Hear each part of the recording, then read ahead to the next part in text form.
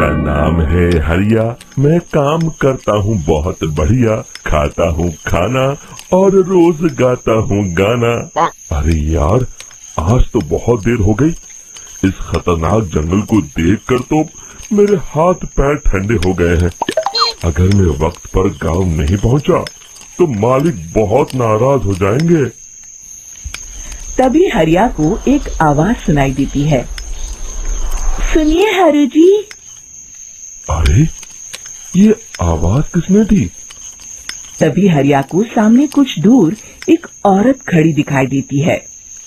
अरे भाई, ये औरत अकेली इतनी रात को इस जंगल में क्या कर रही है? चलकर पूछना पड़ेगा। फिर हरिया अपनी बैलगाड़ी उस औरत के सामने लाकर रोक देता है और उससे पूछता है।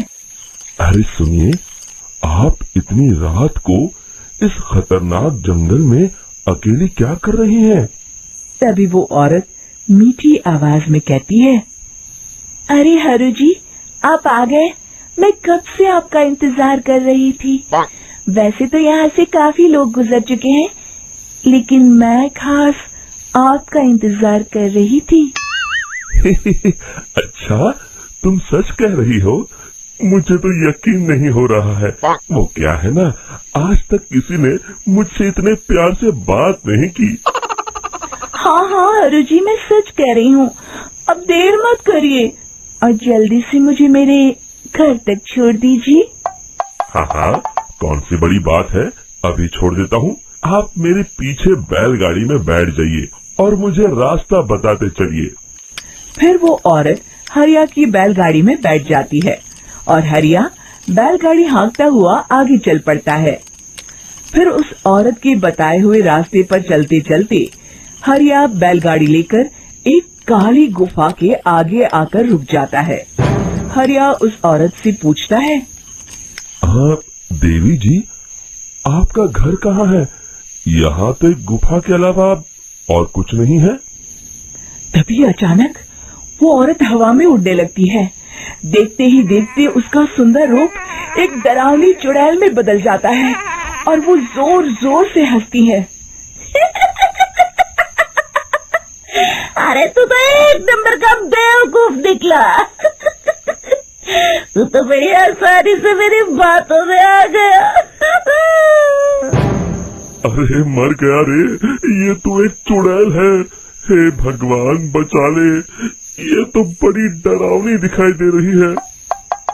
और फिर अगले ही पल हरिया की बैलगाड़ी में रखा सारा सामान हवा में उड़ता हुआ उस काली गुफा के अंदर चला जाता है और वो चुड़ैल भी उस गुफा के अंदर जाकर कहीं गायब हो जाती है। हरिया ये नजारा देख बुरी तरह घबरा और परेशान हो जाता है। अरे, ये चुड़ैल तो मेरा सारा सामान लेकर गुफा में गायब हो गई। अब क्या होगा? अगर मैं गांव खाली हाथ गया तो मालिक मेरी अच्छी खबर लेंगे। मेरी इस बात का कोई यकीन भी नहीं करेगा। फिर आखिर वही हुआ। हरिया के मालिक चंपक सेठ को हरिया की किसी भी बात पर रत्ती भर भी यकीन नहीं हुआ। चंपक सेठ को लगा हरिया झूठ बोल रहा है और उसने ही लालच में आकर सारा सामान हड़प कर लिया है। फिर हरिया को बेईमान समझकर चंपक सेठ उसे काम से निकाल देता है। अगले दिन अपनी दुकान में परेशान बैठा चंपक सेठ गुस्से में बड़बड़ाता है। अरे, दुकान में तो सामान बिल्कुल भी नहीं है। अब मुझे ही शहर जाकर सामान लाना होगा। फिर वो अपनी बैलगाड़ी लेकर शहर चला जाता है। शहर से सामान लेकर जब चंपक सेठ वापस गांव लौट रहा होता है, तभी उसे एक आवाज सुनाई देती है। चंपक जी, ओ चंपक जी। अरे, ये तो कोई मेरा नाम लेकर मुझे पुकार रहा है। फिर उस रास्ते में वही औरत खड़ी दिखाई देती है। फिर क्या था, हरिया की तरह चंपक सेठ भी उस औरत के पास अपनी बैलगाड़ी लेकर जाता है और वो भी उसकी चिकनी चुपड़ी बातों के मुंह जाल में फंस जाता है। फिर चुड़ैल उसे भी अपनी गुफा तक ले जाती है और उसका सारा सामान लेकर गुफा में गायब हो जाती है। बेचारा चंपक सेठ लाचार होकर खाली हाथ गांव लौट आता है। फिर ये उस जंगल में रोज की बात हो जाती है। जो कोई भी शहर से कुछ लेकर गांव की तरफ लौटता, वो चुड़ैल उसे बेवकूफ बनाकर उसका सारा सामान लेकर गुफा में गायब हो जाती। एक दिन हरिया एक लकड़हारे को उसी जंगल की तरफ जाते हुए देखता है। फिर हरिया उसे रोकते हुए कहता है, अरे भाई, क्यों अपनी मौत को दावत दे रहे हो? मेरी बात मानो, आगे जंगल में मत जाओ, वहाँ एक बड़ी भयानक चुड़ैल रहती है। लकड़हारा हरिया की बातों को नजरअंदाज करते हुए कहता है, अरे भाई, मुझे पहले ही बहुत देर हो चुकी है, मुझे जाने दो भाई। शाम तक लकड़ियाँ काट कर शहर के बाजार में बेचना है। तुम अपनी ये कहानी किसी फुर्सत में बैठे इंसान को सुनाओ, अब मैं तो चला। इतना कहकर लकड़हारा वहाँ से आगे जंगल की तरफ चला जाता है। फिर अगले दिन गांव के मुखिया के घर के बाहर बहुत सारे लोग जमा हो जाते हैं। तभी हाथ में कुल्हाड़ी लिए खड़ा लकड़हारा कहता है, अरे मुखिया जी, अब आप ही हमें बचाइए उस जंगल वाली चुड़ैल से। हमारा सारा काम तो शहर से ही होता है। अरे मुखिया जी, उस चुड़ैल की वजह से तो मैं पूरी तरह बर्बाद हो गया हूँ। हम सबको मिलकर उस चुड़ैल का कोई इलाज करना पड़ेगा। तभी भीड़ में खड़ा बीरा कहता है, आप लोग चिंता मत करिए, कल से वो चुड़ैल किसी को नहीं लूट पाएगी। मेरे पास एक बहुत अच्छी तरकीब है। तभी चंपक सेठ उसका मजाक उड़ाते हुए कहता है, अरे तेरा नाम बीरा है तो क्या हुआ? तूने अभी उस चुड़ैल को देखा नहीं है? जाकर अपना काम कर, बड़ा आया।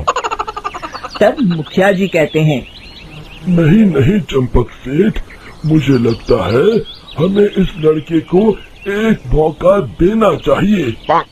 फिर सभी गांव वाले मुखिया जी की बातों से सहमत हो जाते हैं और वीरा शाम को एक बैलगाड़ी में कुछ सामान लादकर उस जंगल की ओर चल देता है। वीरा, ओ वीरा, कहाँ जा रहा है? तभी वीरा मुड़ के देखता है, वही चुड़ैल एक औरत के रूप में खड़ी है।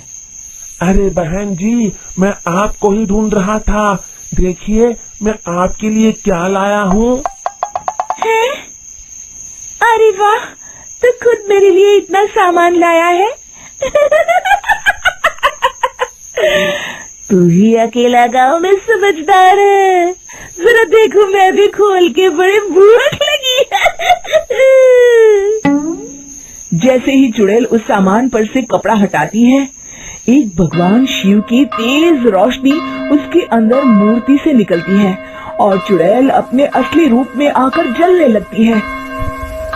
अरे मैं जल रही हूँ, बचाओ, बचाओ, ओम नमः शिवाय, मर गई मैं। देखते ही देखते वो चुड़ैल राख के साथ उड़ जाती है और सभी गांव वाले भी वहां आ जाते हैं। शिक्षा बुराई पे सदा अच्छाई की ही जीत होती है।